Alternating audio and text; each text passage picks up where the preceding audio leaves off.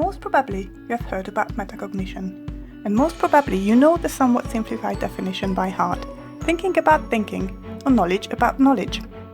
But what exactly does it mean? And how does it relate to teaching?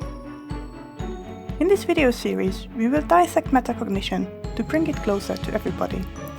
Metacognitive knowledge is knowledge about our learning, for example, knowledge about cognitive abilities, knowledge about particular topics or tasks, knowledge about various strategies.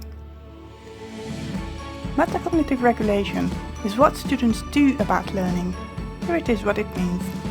Reflection is a process when we think about plans, how we execute them, and then look at how it went to make plans for future tasks. It has three parts: planning, monitoring, and evaluating. Planning is when students think about the task and what they need to do.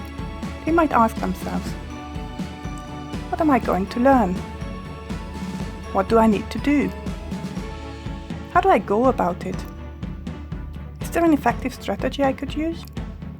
Monitoring is the stage when the students are carrying out the task, and at the same time they are asking themselves, am I on the right track? Is what I'm doing working? Do I need other strategies? What do I need to change to reach my aim?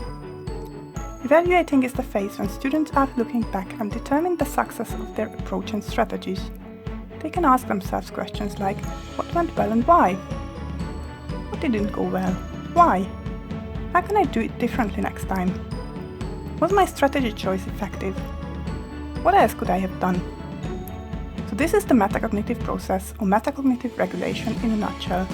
Metacognitive regulation is what the students do about their learning, how they plan, monitor and evaluate their learning as reflective thinking. Do you want to know more? Come back to other episodes for brief and simple explanations of metacognition.